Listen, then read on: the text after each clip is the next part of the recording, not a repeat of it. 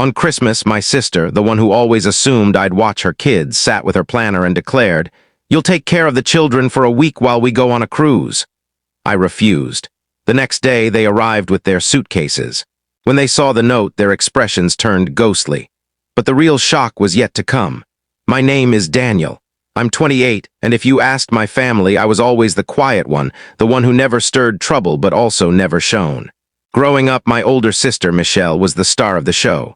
She was the golden child, the one who always did everything perfectly. Me, I was in the shadows, content to go unnoticed.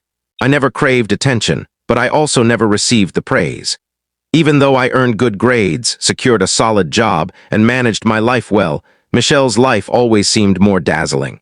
She had the big house, the kids, the perfect vacation photos, the high-paying career. I lived in a modest apartment, weighed down by student loans, driving a beat-up car that barely functioned. Christmas was never a big event for me.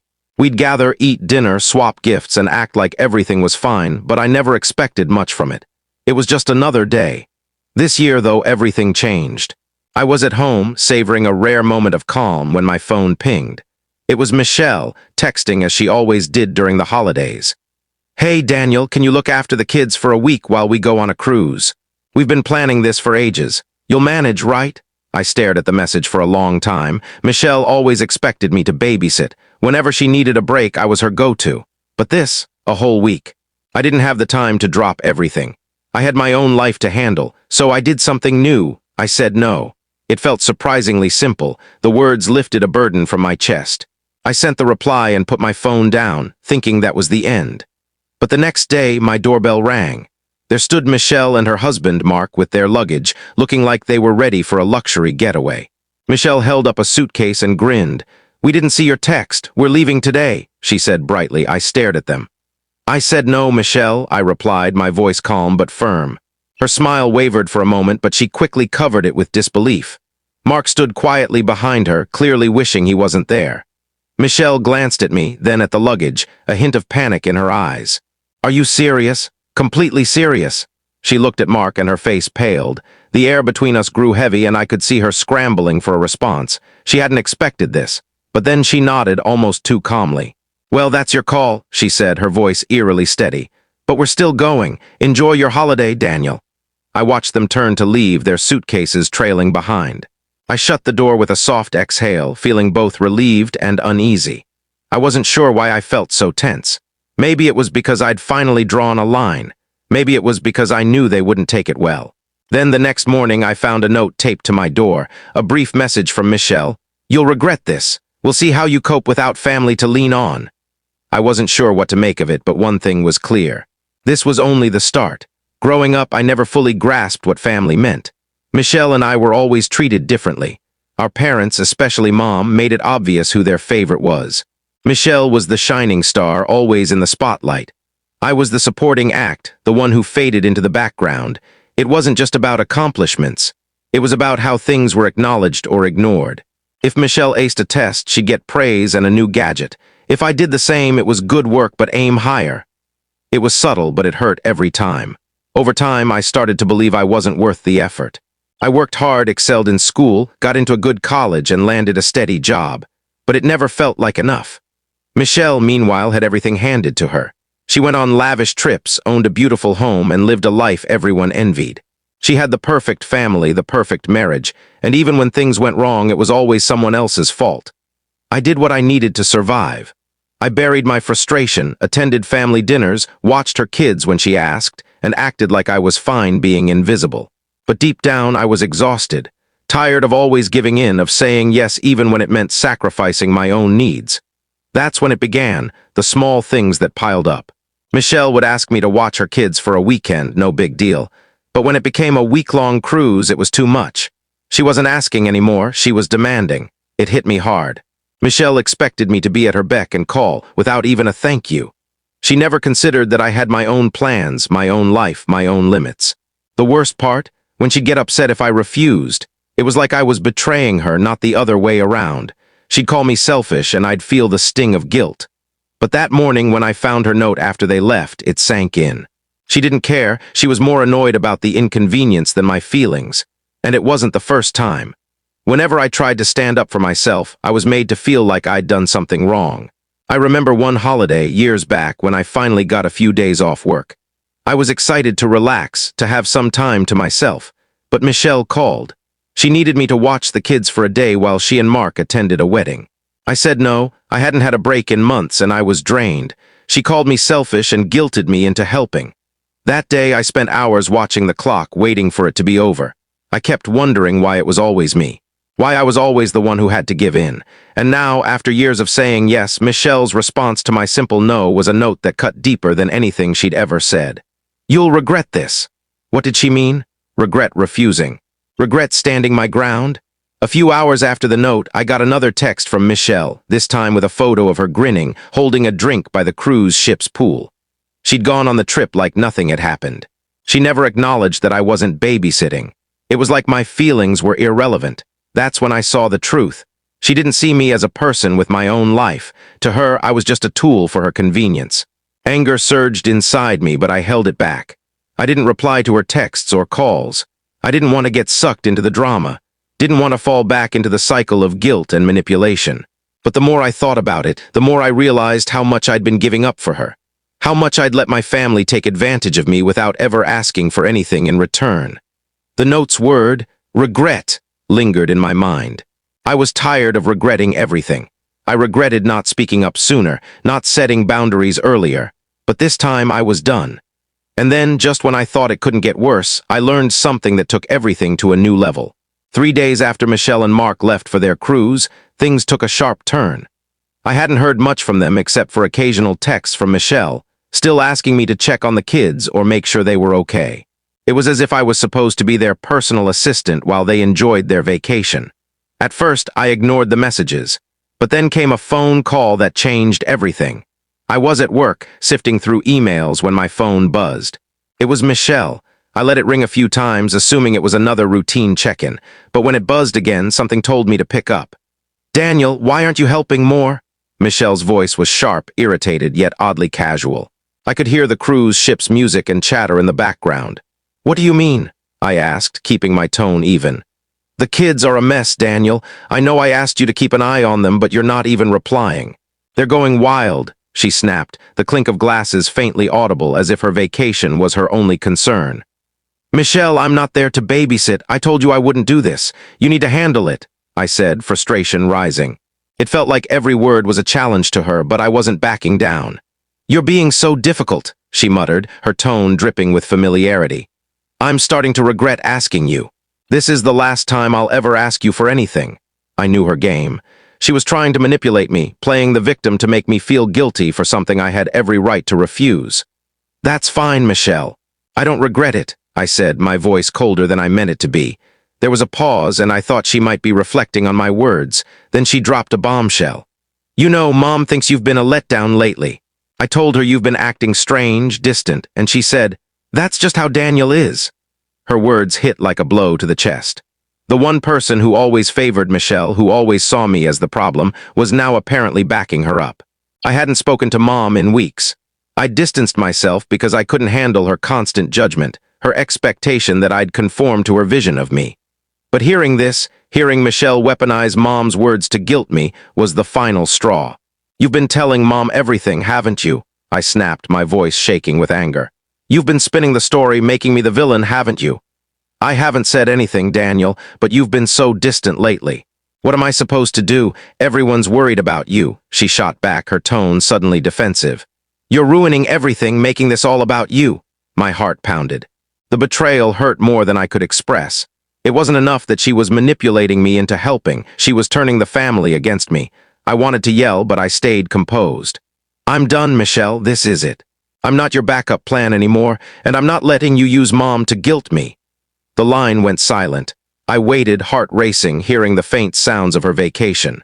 I pictured her standing there, staring at her phone, processing my words. Finally, she spoke. "You're making a huge mistake, Daniel. You'll regret this. I'm telling you, this is the last time I'll ask for help." I didn't reply. I just hung up. For the first time, I felt free. I wasn't caught in the web of guilt she'd spun around me for years. I didn't have to play the role of the reliable, invisible sibling anymore. But I knew the consequences were coming. Michelle wouldn't let this go. She never did. That evening I sat on my couch staring at my phone. Hours had passed since our call and part of me expected her to reach out again, but the phone stayed silent. I couldn't help but wonder if she'd follow through on her threats. Would she turn the family against me? Would they take her side? The answer came the next day, but not as I expected.